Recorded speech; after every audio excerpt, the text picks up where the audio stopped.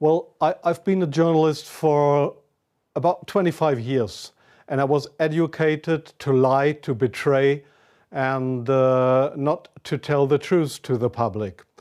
But seeing right now, within the last months, how far how the German and American media tries to bring war to the people in Europe, to bring war to Russia. This is a point of no return, and I'm going to stand up and say it is not right what I have done in the past to manipulate people, to make propaganda against Russia, and it is not right what my colleagues do and have done in the past, because they are bribed to betray the people, not only in Germany, all over Europe. The reason writing this book was that I am very fearful of a new war in Europe, and I don't like to have this situation again, because war is never coming from itself. There is always people behind it to push for war. And this is not only politicians, this is journalists too. And I just have written in the book how we have betrayed in the past our readers just to push for war, and because I don't want this anymore. I'm fed up with this propaganda. We live in a banana republic and not in a democratic country where we have press freedom, where we have human rights. If you see the German media, especially my colleagues who day by day write against the Russians, who are in transatlantic organizations and who are supported by the United States to do so, well, people like me, I became an honorary citizen of the state of Oklahoma in the United States. Just why? Just because I write pro-American. I wrote pro-American. I was supported by the Central Intelligence Agency, by the CIA. Why? Because I should be pro-American. I'm fed up with it. I don't want to do it anymore. And so I've just written a book not to earn money. No, it will cause a lot of trouble for me, just to give the people in this country, in Germany, in Europe, and all over the world, just to give them a glimpse of a view what goes up behind the closed doors. Yes, there is many examples for that. If we go just back to history, if you go into the year 1988, if you go to your archives, you will find in March 1988 there was in Iraq, in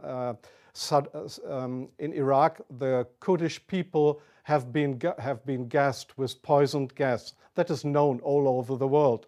But in July 1988, they sent me to a town called Zubeidat, that is on the Iraqi-Iranian border. There was war. It was war between the Iranians and the Iraqis, and I was sent there to photograph how the Iranians have been gassed with poisoned gas, with German poisoned gas. You call it Lost and Zarine, mustard gas, made by Germany. They have been gassed, and I was there to make photographs how these people have been killed by poisoned gas from Germany. When I came back to Germany, there was just one small photo in a newspaper, in the Frankfurter Allgemeine, and there was one small article not writing how impressive, brutally, how unhuman, how terrible it was to kill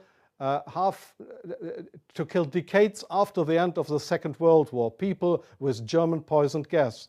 So this was a situation I feel misused for having been there and just to give a documentary what has been done, but not being allowed to cry out to the world what we have done behind closed doors. Up to today, it's not well known in the public that with German public gas, there have been hundreds or thousands of people gassed in this city of Zubeidat. Now you ask, what have I done for intelligence agencies? So please see, most of the journalists you see in foreign countries, they claim to be journalists, and they might be journalists, European or American journalists, but many of them, like me in the past, are so-called non-official cover. That's what the Americans call that. I have been a non-official cover. Non-official cover means what? It means you too work for an intelligence agency. You help them if they want you to help them,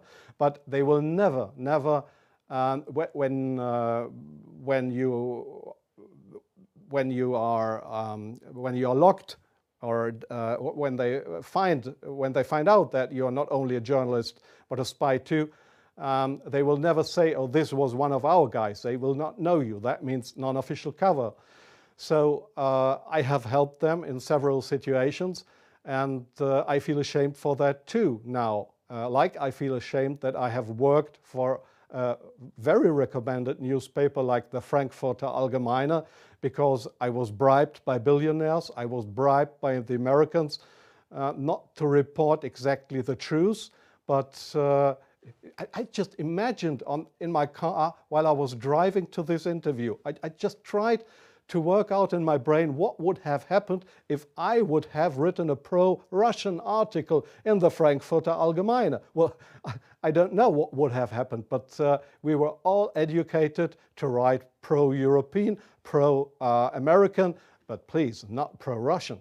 So I'm very sorry for that, but this is not what I understand for democracy and for press freedom. I'm very sorry for that. Well,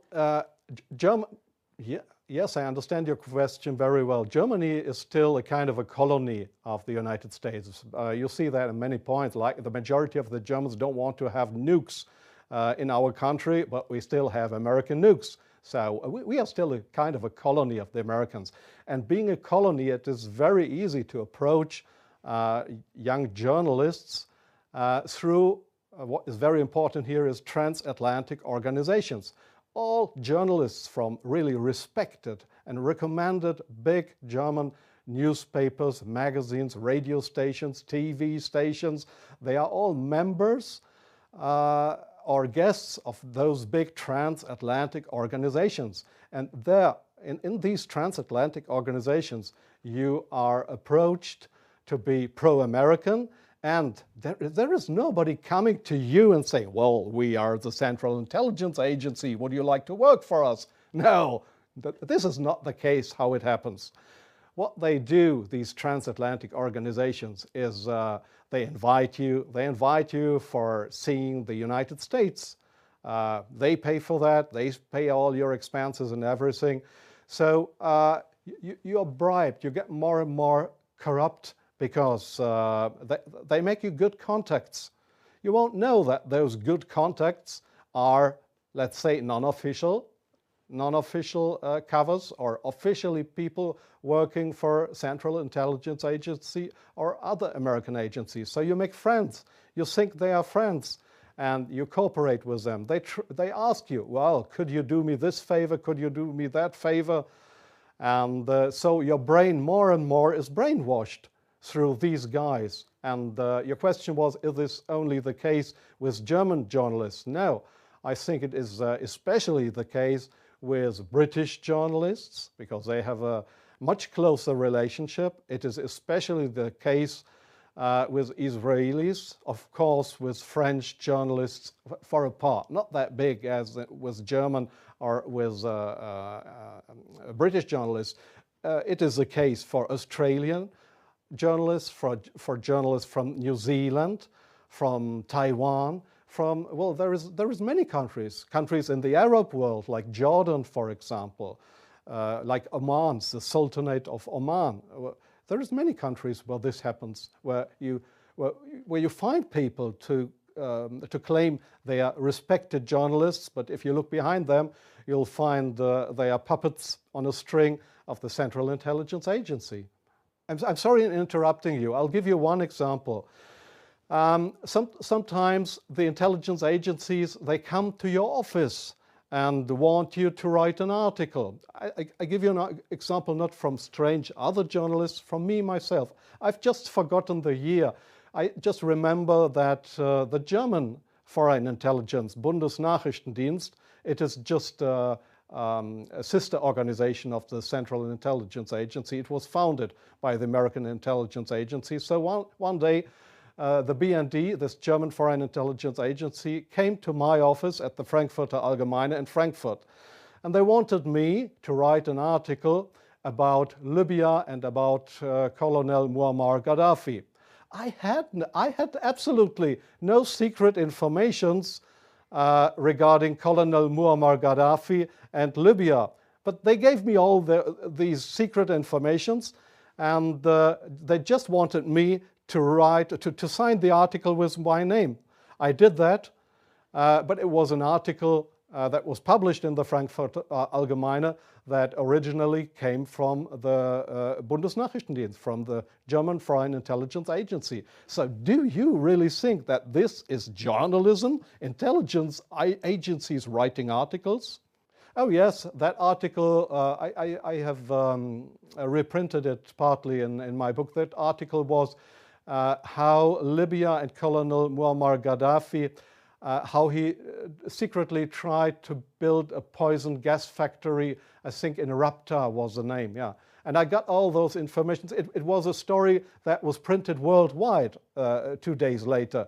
But I had no information on that. It was the intelligence agencies that wanted me to write this article. So, but this is not the way journalism should work, that intelligence agencies, that they decide what is printed and what not. If I say no, I give you an example from a very good example if you say no. Well, we have a rescue unit in Germany with helicopters for traffic accidents. It's called, they call themselves the Yellow Angels. There was one guy who didn't want to cooperate. He was a pilot of the helicopter service of the Yellow Angels in Germany. This guy said no to the Foreign Intelligence Service, Bundesnachrichtendienst, when they approached him and wanted him as a non-official cover to work for the German Foreign Intelligence Agency, under, just to pretend to be somebody from the Yellow Angels. So what happened was that he lost his job. And the court in Germany, the judge decided that they were right, because such a guy could not be trusted. He was kicked off his job because he didn't cooperate with the Foreign Intelligence Service. So I knew what would happen if I would not cooperate with intelligence services. Well, I have had, let me say, 6 times my house was house searched because I was accused by the public prosecutor, the German public prosecutor.